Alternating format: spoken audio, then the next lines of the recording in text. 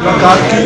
और उसके साथ साथ जो ये चुनावी साल है, लोकसभा का चुनाव, विधानसभा का चुनाव, उसके लिए उनसे विचार विमर्श किया कि इस चुनाव में हमने कैसे रणनीति बनानी है, कैसे इस चुनाव को चलाना है। 2 महीने के बाद लोकसभा का चुनाव है, फिर उसके 4 महीने बाद विधानसभा का चुनाव, दोनों चुनाव के बारे में विचार विमर्श किया। भाजपा ने नया प्रदेश अध्यक्ष बना दिया है और उन्होंने कार्यकारिणी गठित कर दिया, लेकिन कांग्रेस ने संगठन का विस्तार नहीं किया। कहीं ना कहीं हम पिछड़े हैं उनसे, क्या कहेंगे आप? देखिए, वो उनकी पार्टी का सवाल है। बाकी जहाँ तक बात है संगठन की, तो उस पर भी काफ़ी काम हो चुका। बहुत जल्दी हरियाणा में कांग्रेस का संगठन दिखाई देगा।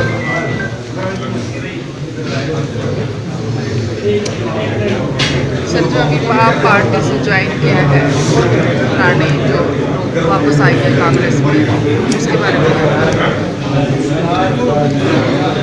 कांग्रेस ही थे, लंबे अरसे तक रहे। उसके बाद कांग्रेस में आए, कांग्रेस में उनका स्वागत, कांग्रेस मजबूत हो गई। जैसे अभी निर्मल जी को और चित्रा जी को शामिल किया गया है, उसके बारे में क्या? मैं अभी जिक्र कर रहा था कि वो पुराने कांग्रेसी हैं, कांग्रेस में काफ़ी लंबे अरसे तक रहे और कांग्रेस में आना उनका अपनी घर वापसी है। तो क्या लगता है जी, जिले में कुछ मजबूती मिलेगी या कुछ? देखिए, क्यों नहीं, कोई साथी वापिस अपने परिवार में आता है तो परिवार मजबूत होता है।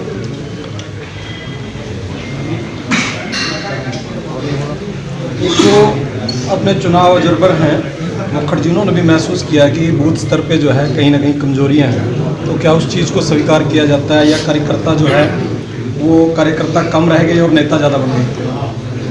देखिए, जहाँ तक खोखर साहब ने जो बात रखी ना, वाजिब बात है कि बूथ स्तर पे हमें मजबूती रखनी पड़ेगी और उसके लिए खोखर साहब स्पेशली यहाँ पे सभी साथियों से मिल रहे हैं। तो मैं समझता हूँ कि नारायणगढ़ पे खास तौर पे यहाँ पे खोखर साहब को कहीं कमी नहीं मिलेगी। पटवारी जो है हड़ताल पर है जी, और स्टाम्प ड्यूटी जो है वो 13 और 15% बढ़ा दी गई है, 13 से 15% तक। पटवारी हड़ताल पे, उनसे कोई बात करने ही नहीं आएगा। इस सरकार की तो पहले दिन से ये नीति रही है कि जो धरने पे बैठे, हड़ताल पे बैठे, उससे बात ही मत करो। जबकि सरकार को पहला कदम उठाना चाहिए, बातचीत करनी चाहिए। तो कभी भी देख लो, किसी के साथ भी रवैया बड़ा घमंडी वाला, तानाशाही रवैया रहा है सरकार का। और जो स्टाम्प ड्यूटी बढ़ाई है, बढ़ाने का काम तो कर रहे हैं, महंगाई बढ़ानी हो वो बड़ी है। जहाँ कहीं ज़रूरत है कुछ करने की, वहाँ तो सरकार दिखाई नहीं देती है। अब स्टाम्प ड्यूटी बढ़ा देते हैं, उस पर लोगों पे बोझ पड़ेगा।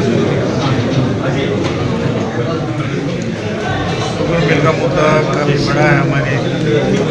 अगर मिल पूर्व होती है तो किसानों के पैसे भी दिक्कत आएगी और जो उसमें कर्मचारी हैं उनकी नौकरी पे भी तलवार लटकेगी। उसके बारे में सरकार की पहली जिम्मेदारी बनती है कि किसानों के अंदर विश्वास बढ़े।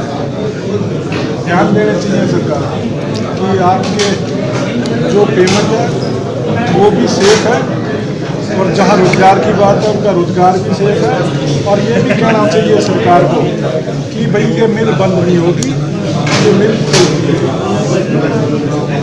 किन किन मुद्दों को लेकर कांग्रेस जनता के बीच में जाएगी चुनावों को मद्देनजर? चुनाव में क्या क्या मुद्दे होंगे?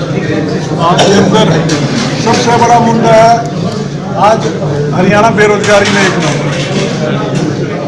बेरोजगारी मुद्दा है, महंगाई मुद्दा है, यहाँ पे भ्रष्टाचार मुद्दा है, कानून व्यवस्था खत्म हो गई है, ये मुद्दा है।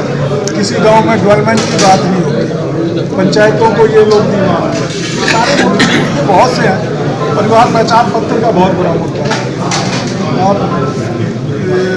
राशन कार्ड काटे जा रहे हैं, लोगों की पेंशन तक काटी जा रही है। बड़े मुद्दे हैं जिनसे लोग तक आ चुके हैं। ऐसे बहुत से आज की मीटिंग के माध्यम से क्या संदेश देना चाहते हैं? ये मैंने बताया ना, चुनावी साल है। 9 साल से जो संघर्ष के साथी हमारे साथ पार्टी के अंदर, पार्टी के लिए मजबूती से बूथ स्तर पे खड़े हैं, उन सबसे आज मीटिंग थी कि ये चुनावी साल है, इसमें हमने और मजबूत होना है और जो साथी कांग्रेस के साथ जुड़ना चाहते हैं उन साथियों को और जोड़ना है। जैसे सर चुनाव नजदीक आ गया है और संगठन का विस्तार नहीं हुआ, तो क्या आप मानते हैं कि एक बहुत बड़ी कमी है पार्टी में?